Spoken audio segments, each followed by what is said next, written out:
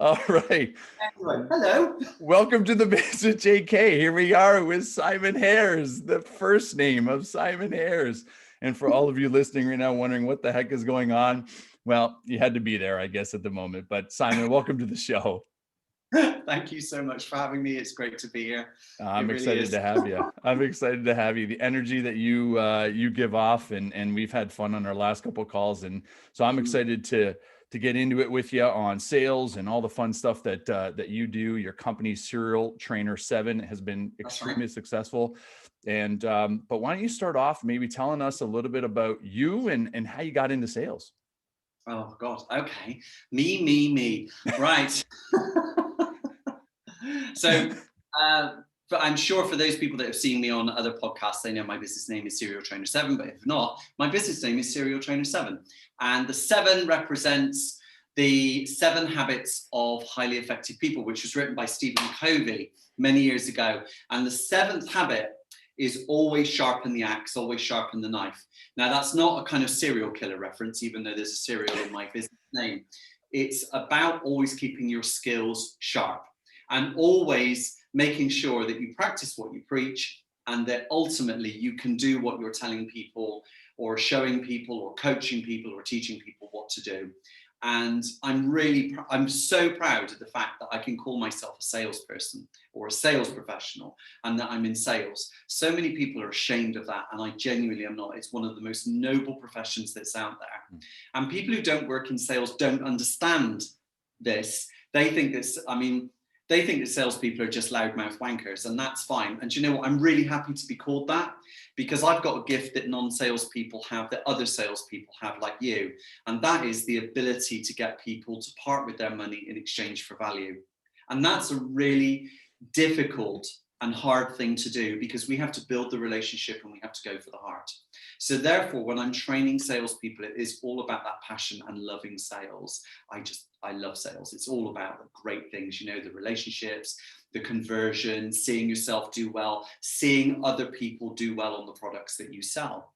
So I created Serial Trainer 7 around 7 years ago now. There's a lot of 7s in this number.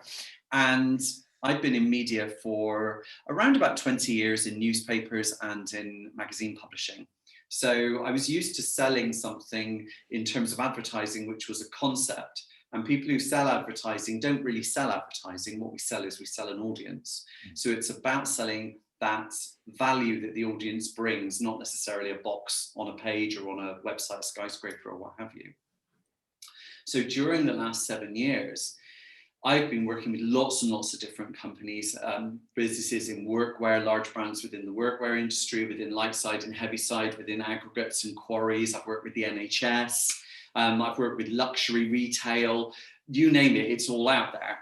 And ultimately, I believe that sales is sales. As long as you understand the fundamentals that you need, your own internal sales and sat-nav, which is your sales process that's going to get you to the close, and that you're always thinking about the next steps, how you can keep that sale progressing rather than just flatlining along, then you're onto a winner. So that's kind of, where I am. But I've been in sales pretty much all my life. I've worked in hotels and retail and all those things. So it's all good. You've said so much in there, and I want to go back to what you said earlier, which was just sale. Yeah, let's go back just for a second, because I think it's really, really important on what you said earlier on how sales is portrayed amongst other people.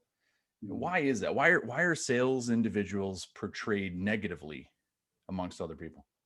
Well, if you think about it, a lot of things like films and things don't do us any favors. I mean, for years we had the thing of the old Glengarry, Glen Ross watching Alec Baldwin going, "It's book or walk," people don't come on the lot unless they're interested, always be closing. Here's a set of steak knives. That's all great stuff. And then I think it was Van Diesel doing the Boiler Room, ripping off the doctors, and we've seen a bit of that. And, the Wolf of Wall Street, and everyone goes on about ShamWow, yeah. And people just go on about the Wolf of Wall Street, and they go on about Jordan Belfort. And do you know what? Some people don't like what he did, but he created that concept of straight line selling, about keeping things moving. And he said that, there's two people in the conversation, and one of them the customer can go off tangents and take you off somewhere, especially if they're a professional buyer, and take you way off drift, finding it hard to go back. And he said, salespeople can take you another way. And if you take the customer way off drift, you end up taking them to Uranus, because you probably end up talking out of your ass. And I kind of love that, because even though, you know, there was stuff that came about that wasn't so great about him, he's created some great concepts in sales. And, you know, that's some good stuff that's in there that we can think about and apply, not literally, because we don't want to end up playing the dark side of it, but we can apply some really good stuff. I think as well, there's certain professions that have always had that kind of stereotype as well. You've got car dealers and double glazing salespeople and retail and all that. But you know what? It still comes down to the fact that we're still persuading people to part with their money. And the problem is that a lot of salespeople have been told over the years, brainwashed, if you will, into believing some of the features and benefits that of the products that they sell being almost like the Holy Grail. Now, let me qualify that for a second. If you work in a business where your product is the market leader, it is number one in the market, it sells more than anyone else, and maybe it's got an official endorsement. If you're the salesperson, you might think you've got the golden goose. But there are people out there that don't want those things, because those things are either too big, unnecessary, require too big a spend. They don't want it. They might want something that maybe is a bit smaller. Maybe they want something, if it's about readership or reach of audience, maybe they want something that's a bit more tailored so there's less wastage. Maybe they want something that is calibrated to their business, that's more cost effective in different ways, so cost effective in time as well as money. And that means that they can have it all, or they can have it all with the other option. But it doesn't necessarily mean that those people need to be pushed into having the bigger, better thing. So when we start to think about, you know, why salespeople have been tarred with this kind of brush, we've got the media, we've got the films, we've got, you know, some of the stereotype salespeople, but we've also got something at a grassroots level within the business, where actually business managers are to blame for overselling to their salespeople the features and benefits and value that they deliver, because some of it may not actually be fully appropriate.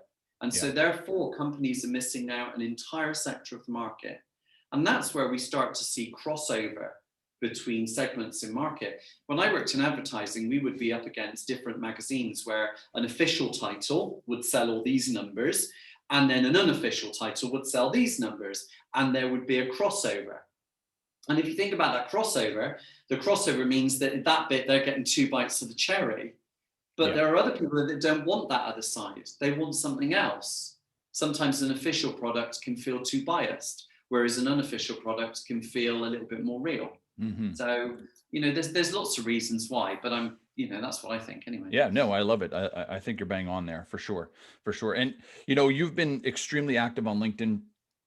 We were just talking about the fact that you actually have just the free version of LinkedIn, which based on your success and your reach out and your audience was really surprising. But you know, we'll get to that in a sec. I want to talk about some of your posts on LinkedIn, specifically on the planning and strategizing for 2021. I think, you know, when we talked earlier in our pre-call, there's been a lot of changes in 2020. Thank God it's gone. And here we are in 2021, and you being in the exactly gone, and you being in the not off your finger, isn't it? Exactly, couldn't get off fast enough. That recalcitrant turd. It just went flush. Exactly, But you know, you being in the UK and I'm being in Canada, and a lot of our mutual connections being in the US, I mean, it doesn't matter where you are. There's got to be a new focus and a new plan for 2021. So talk a little bit about your content that you're putting out and some of the strategies you're looking at for this year. At the moment, it's for 2021. We're seeing 2021 as a kind of beacon, if you will, a way that we're looking at it. There's a light at the end of the tunnel, and it feels like it's just in reach. Strategically, in the last year, we've had a lot of people on LinkedIn trying to tell us how to sell, what's the right way within a pandemic. The reality is we didn't know how to sell. We'd never been here before. All these fantastic sales minds, myself included, if you want us to call it that, you know, we're good and we know we're good because we're successful and we can sell. But we didn't know how to sell in a pandemic. Nobody did. We were just making it up as we go along. And the big thing strategically that came out that I personally did disagree with, and probably the people that are watching this might sit there shaking their head in disgust, but I didn't agree with the empathy thing. I genuinely didn't. I didn't think that you should go into a sales conversation being all empathetic and all a bit soft about people's business, feeling a bit sorry, creating a bit of a pity party, sticking your head on one side a bit like an HR person, you know, how's it been? You know, we don't want any of that. That's not what people wanted. And the reason I said that was because I receive on average around 25 to 30 sales calls every single day from people selling me things from staffing to advertising to lead generation from all over the world. It drives me nuts. It really does. But all of those people in the majority were actually starting their calls by saying, so how has your business been? How has it been going? And it was that kind of, you know, simpering tone of voice. Yeah. And it was like, is that the best you can do? Seriously, you are trying to make a difference to my business. I don't want to have the same conversation over and over and over again. It's a bit like in January when every fucking phone call you have is Happy New Year. How was your Christmas? Go away. I don't want that call. You know, I love it. You know, what we get in the UK at the moment was, how was your Christmas? Happy New Year. I bet you're glad to see the last of 2020. And how's the latest lockdown affecting you?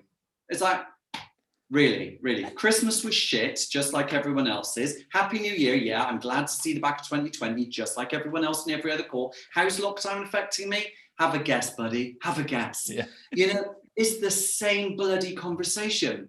Why are salespeople not ringing up and saying, you know, I know things are tough right now. You're probably looking to save money. You're probably looking for the best value for money. How can people like me who supply your business make the biggest difference to you right now?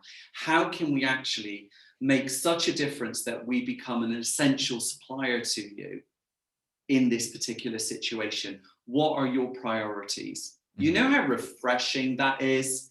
You know, I had a guy, I put it on a video recently about, you know, the Happy New Year thing. And I called all those salespeople a bit like sheep when they're doing that. And this guy rang me and he was so refreshing, because his opening line was, Simon, I'm not going to ask you about Christmas. I'm not going to wish you Happy New Year. And I'm not going to talk about the bloody lockdown, because life goes on and business has to go on. And this is a business call. And I want to talk to you about how we can make the most difference to you. I was like, halle fucking you. Really? Yes. At the end of it, it was like, I don't have a production line. You didn't really research my business. Yeah. His opening was good though. Yeah, but the start was really good. And I'm, you know, I was a bit pissed off because he hadn't done the research. But I've got to be honest, his opening was great because it had me right there. And that was really important. Yeah. So strategically, when we start to think about what's going on within people's businesses, we need to now be thinking about how customers are starting to think in terms of strategy. We found that during 2020, most companies were short-terming, because they didn't know where they were going to be from one month to the next. In some cases, of course, they didn't even know if they were going to still be trading. Yeah. So that short-term thing, a lot of longer contracts that people were selling were much shorter now. So you couldn't go into a client saying, our minimum term contract is going to be 18 months to 2 years. You had to go in shorter, otherwise you had a complete fault shift between the two of you. So now it's about asking questions like, if your strategy originally was quite short term, how is that changing now that the pandemic looks like it might be coming to an end? Right. How is that looking for you? What are the things that really are meaningful and matter to your business that are going to make the most difference as we move through? And actually, without being negative, which are the things that you've actually found you don't need to be buying anymore? What are those things that you were spending money on? And as such, as a cost saving, what are you now spending that money on? Where's that going to? Because you can find out from that question whether they are using that money to take on more staff, whether they're investing in training, whether they're expanding product, who knows? We know that a lot of people now are working from home. So that model is working very, very well for companies that traditionally never had it. Not because maybe they didn't want it, but because they didn't like it. Yeah. Maybe that wasn't something for them. But now they've realized it works. They're suddenly realizing, holy shit, I can save a fortune in rent if I close that office and I make my entire operation remote. And we're getting companies that I'm talking to that had offices that are just closing those down. Yep. The entire workforce is going remote. And when they meet up, the little co-working hubs that you see of all those incubator businesses are now the places where those companies are going to go and meet when they do their, their stand-ups once a month, if they can, or their annual meeting. They're using those venues. Bravo for hospitality. That's such good news. So strategically, we've got to be thinking about that. We also need to be able to look at our own business in terms of our strengths and weaknesses. What are the things that we were really good at before the pandemic? And what were we not so good at? As a company or as a person? As a person? Well, possibly both, John, possibly both. I know from my own point of view, I was never very good at the virtual training thing. I always want to do things, face to face. I'm that type of person. Yeah. But actually, the pandemic made us turn everything virtual, like everyone else's business. So suddenly you become good at it. So now you've got a double offering that you can offer people with a cost saving of no travel, all of those things, no venue hire. So those things are really important. And we need to be able to think about what we are good at and not so good at, and what our customers might think, which is why we definitely need to have a testimonial strategy within the business. Yeah. Testimonials are everything. We need to be looking back at our testimonials. What are the things that prior pandemic people loved about us? And then to maximize the volume on those and really remind people of what we were doing back then so we can pick up those threads. But then also to be aware of some of the things that maybe we didn't get such great feedback on. Maybe some things weren't for everybody, and hell, that's the real world. And maybe we can maximize on those. So we can use our strengths to maximize on any of the weaknesses. I suppose it's a bit like doing a SWOT analysis, isn't it? You take your strengths, you take your weaknesses, and you use your strengths to maximize your weaknesses. You take your strengths to really cash in on the opportunities, and then you minimize your threats by really going after the opportunities so that you can be 2 steps ahead of the competition. There is a bit of research you can look up online. It's called a TAUS analysis. It's where you take a SWOT and the TAUS actually brings it to life. So strategically, you can bring about some really good actions to what you're doing. But in sales specifically, we're not very good at writing strategy very much. I mean, generally, a lot of the companies that I work with internationally, you'll see managers who talk strategically. And a lot of the information about their markets and their customers are locked up tacitly in their head. And I was having a conversation with the sales director this morning about this. And I said to him, God forbid you go under a bus, because all of that information goes. If you leave the business, all of that information goes. Now, yes, we have a CRM for it, but strategically, we need to make sure that that's documented, and there should be a document that's on every client that we have in the business that's making us money. So if we take the moniker that 80% of our revenue comes from 20% of our clients, it's that 20% that we should have a strategy on. And we should be able to report on those. And I use a process which is called VOLT. And VOLT is a 5-stage strategic reporting tool or strategic creation tool that sales managers can use to create an executive summary or précis of their business and get that tacit information down without having to feel that they have to write a bloody great dog and pony show. And VOLT stands for, V is for the vital information that you need to get down. What's the vital stuff about those 20%? The O is the outcome of what those people will potentially deliver. The L is a really important one. It's about the lessons learned. What do we already know about this client? What is it they like? What is it they don't like? And how can we apply that for the future? The T is the timing. So when are we actually going to go through and actually execute these things? So we create a timeline.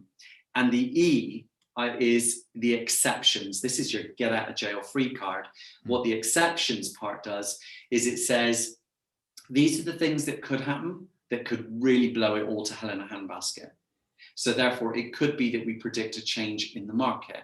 So for example, if you think about companies in the video game industry who might have been strategizing for revenue growth around the launch of the new PlayStation and the new Xbox, then with the shortages from the pandemic, that would have scuppered a lot of those campaigns. So therefore, that would have been an exception. Is there something that's going to happen that we could foresee? Could the pandemic in some way slow supply? And if it does, that will affect numbers. So Volt is a really nice, concise way of looking at your market and reporting on it strategically. So it's vital, outcome, lessons learned, timing, and exception. I love that. I love that. There's so much in what you just said. I'll do you a favor, John. I'll send you a copy. Please do. Please do. It's fine.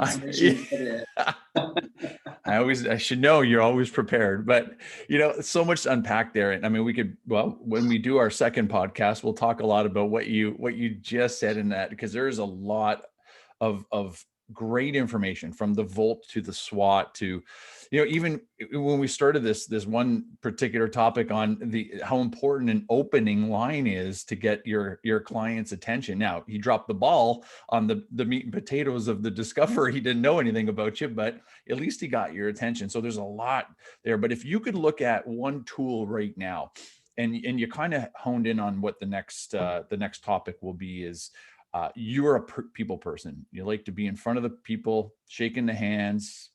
Well, you don't drink, but having a cocktail, a virgin cocktail or whatever it may be, but you like to be there and present, and we can't do that. So, talk about what you're specifically focused on right now, which is the tool of video, and how important that can be to capture new business right now. And, even talk a little bit about the proposal opportunity with video as well. Video, everyone knows that video is good. Everybody knows it. We all know that we have to use it, but there are so many people that are camera shy, and it takes a while for people to get over that initial camera shyness, because they're so conscious of themselves and they have to get through that, and it can take a long time, and I totally get that. But right now, when you've got a trend in a marketplace, you absolutely have to exploit it, and you've got to go for it. And in every permutation of it, go for it. So prior to the pandemic, I was using video, Skype, and FaceTime videos to contact clients, because running the business, I didn't have time to travel all over the world just for a meeting, and I'm not going to do that. It's a waste of my time, waste of the client's time. If we can do it on video, we're more economical with our time. Clients appreciate that. Yep. Of course, I'm telling people all this all the way through on training courses: use video, use video, use video. And everyone's going, oh, I'm not sure, I don't like it. I think I've got a face for radio. And it's like, yeah, I've got a face and a voice for radio, so shut up. Anyway, I'm bold, gay, and I sound really camp. So, hey, if I can do it, you can bloody do it. Yeah. Anyway, what happened was we had this pandemic that forced everyone onto video, and suddenly we all got used to it. Now, video prospecting is so powerful, and it's just about using the tools we've already got to send messages to people, to talk to them. So if we can just use LinkedIn, for example, when you go onto LinkedIn Messenger and you click the plus button underneath, there is actually a little video icon that allows you to send video messages to people. Don't confuse it with the camera, which is next to it, which is to set up a video meeting using Blue Jeans, Teams, or Zoom. So you can do that direct as well. But that's about sending a direct video message. You can also use software like Loom, BombBomb. You can use Vidyard as well. Vidyard is my personal favorite. And the reason I like Vidyard is because it puts a thumbnail of the video with a tailored subject line into the email. Now, I don't know if Loom have changed that you can put a thing in there. I don't think they have, but I'm happy to be corrected. But I know that Vidyard allows you to do that, so it doesn't look like a dodgy kind of spam email when people open it up, because they can see your face, and it's a tailored message. So sending that as an outreach straight away to a client really closes the gap and accelerates the relationship building that you can do. And sending that is so powerful. Now, I also use it for proposals as well. And I was saying to you beforehand that one of the things you can do is to create your proposal document, which shouldn't have 540 slides in it, by the way, in your deck, as is a lot of cases, because of course the founders of the business go, you need all of those things in there, and the client's going, I'm not reading any of them. So what you do is you put a video, create the video, and then you either attach the document, the PDF, to the email with the Vidyard video at the front, or you embed it, but that video is the contents page. So what you're doing is you're basically saying, hey John, thank you so much for inviting me to pitch for the training for your business right now.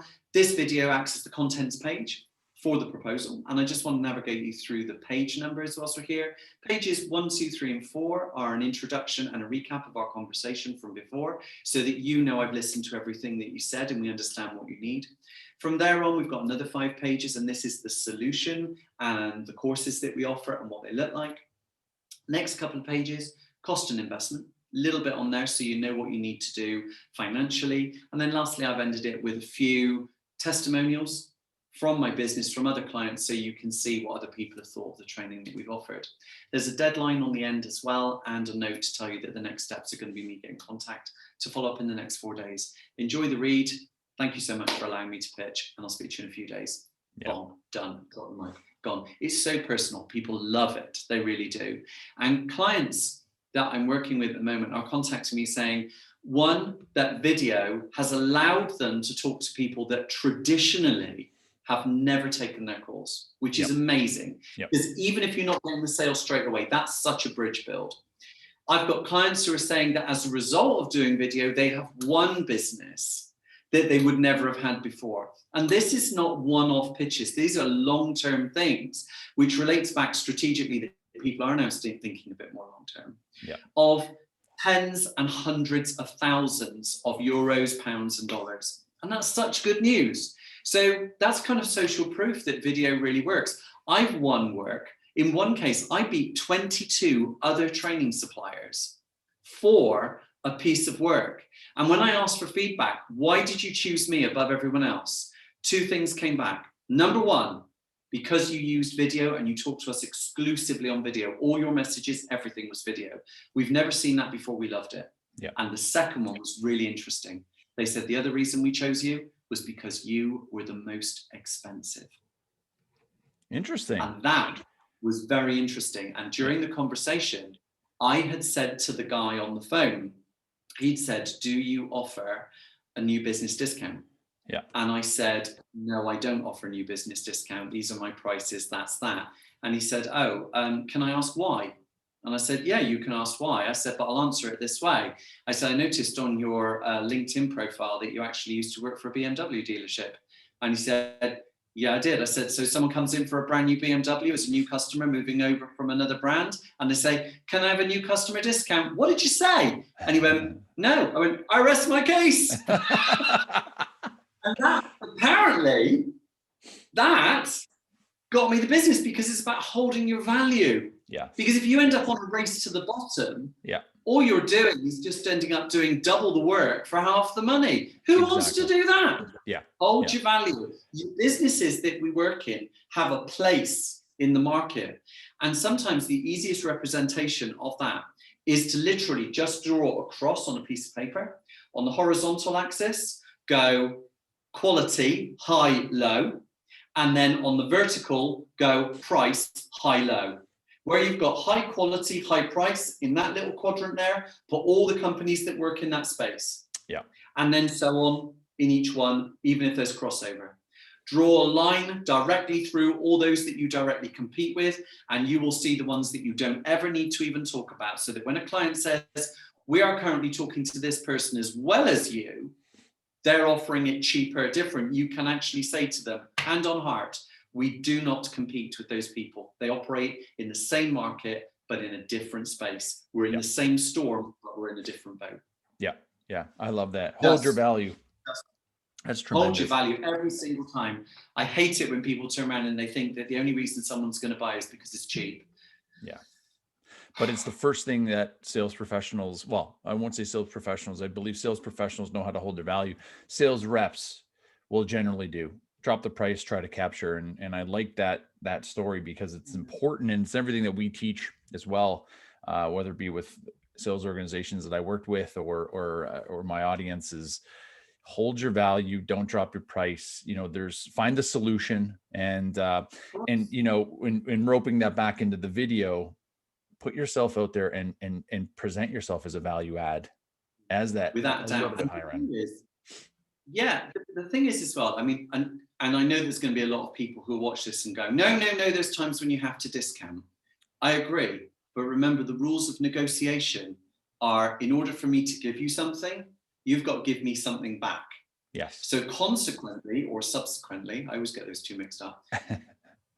When you look at adjusting your price, it's got to be in an exchange for commitment or volume. Yeah. And that's where we start to see that exchange of time and money. Yeah. And in negotiation, time, volume, and money go hand in hand. So if you're getting that long commitment, you can move on that price. But in some cases, you can still hold your value. You don't have to give a discount if the client doesn't ask. So, you're not doing yourself a favor by doing it. So I just want to pick up as well, because I'm conscious of your time, that you mentioned just now that I've got the free version of LinkedIn. Yes. I do. I've run my business on the free version of LinkedIn for the last 7 years. And I also have the free version of Vidyard as well. Yeah. And the reason I do that is because when I'm talking to people about using different types of software to enable their work, people often think that it requires a lot of money to invest. And when I set the business up, I learned very quickly and very easily how to use WordPress. And I built my website using WordPress, and I did it myself with my own pages. When I look back at it, it launched the business and it did very well. But seriously, it looked like something from a play school project. I mean, it really, really was. But it did, and it worked. It got business. And then what happened, once I realized that what role the website played, actually then it was worth investing in. And I've got the same mentality with LinkedIn. LinkedIn works very well for me. I don't need the premium version right now. So I say to clients, you don't necessarily need it right now. If you've got salespeople, they'll prospect, they'll find things. I'm a salesperson, I'll find you if I need to talk to you. But with Vidyard as well, start using the free version. And then if you need to have all the branding and all the extra stuff around the borders and all the fancy, bells and whistles, then buy it. Yep. But try it first for a considered period of time. And by doing that, I can show a client that I'm getting results from something that's working for free. Yep. And if I need to go into it, I will. But I think it shows a bit of credibility to a client that you're prepared to use those things at that level and still continue to succeed. Yeah, for sure. No, I like that. Great points. And, I've always been like that too. Invest when you have to. There's a lot of free stuff out there that will improve communication ways, improve your relationship with your clients. I mean, from Slack to LinkedIn and I'm guilty of on the paid versions, which I have to reevaluate after this podcast now. But Vidyard, I mean, there's a ton of free applications out there that will just get you to where you need to get to accelerate yourself as either an individual or as a company without having to shell money out left and right. Yeah. So no, I like that. Simon, before we get to the one final question that I always ask, where can everybody find you? They can find me here on LinkedIn and Simon Hares, Hares. You can also follow the Serial Trainer 7 page on LinkedIn. There is a serialtrainer7.com website, and of course, all my email details are on there as well. You can see all the videos and things that are there, and I'm very easy to get in contact with. I'm a bit of a media whore, really. Well, I'm not. You'll notice I didn't say I'm not on Facebook or Facecloth, as I call it. I'm not there, done that. That's a bit toxic. Yeah. TikTok, no, doesn't do it for me. Instagram, my business is not a visual business, so we don't use Instagram, but we are on Twitter. So Okay. But Twitter, I will have all that in the show notes, but I encourage everybody in my audience to check Simon out, follow him. The content you put out is unbelievable. You get advice on books to obviously prospecting and developing a relationship with the clients and customers. And so I just strongly encourage everybody to reach out. And on that note, Simon, I want to leave with one question to you that I like to ask all my guests. And that question is, give one piece of advice to a salesperson listening today that wants to improve their sales professional career. I get asked this question a lot, actually. And my answer is always the same. Stop trying to be different. Be relevant. Get everybody out there who rings any customer to sell them something, can start a conversation and say, the reason you should use us is because we're different. And they'll go off on some spiel and some dog and pony show content that will not contain one of three magical elements, either to make the customer money, save the customer money, or to reduce their risk. And that really bothers me, because that doesn't make you different at all. That just makes you dross. What you have to do is make the client money, save the client money, or reduce their risk. And that will make you relevant, because that's the things that clients are in business to do. Otherwise, they wouldn't have gone into business in the first place. The reason self-employed people like you and I, John, work 80 hours a week is so we don't have to work 37 and a half. Yeah. You know, that's the thing. So I always believe, and I've said this on many of the podcasts that I've done, I believe that being relevant is the new different. So when people say to me, you know, and I genuinely have said this to customers, you know, they'll sit down and say, so what makes your sales training different? And I say, nothing. Sales training is sales training. It's just the voice that delivers it. But I will tell you this, I'm really relevant. And the reason I'm relevant is because I'm a sales professional too, just like your team. I know the pain they go through. I know the pleasure they go through, and we speak the same language. And I don't use PowerPoint, and I don't use role plays. I talk to people in conversation and give them real examples, real things to say that they can take away straight away. And it's relevant. And when you start using the R word rather than the D word, suddenly your customers start to light up, especially when they'll turn around and say to you things like, no one's ever said that to us before. Yeah. And it's magical to watch a client when you say to them, nothing makes me different. And then you pause and you watch their little faces fall. And you say, but I am relevant. Yeah. And then you tell them and their face just lights up and you think, got it. I love that. That's great. That's It's great. relevant, not different. Simon, thank you so much for being Pleasure. on the show. Thank you. I really appreciate it. It was great. And I look forward to watching you down 2021 and all the fun stuff you have coming. Great stuff. Thank you, John.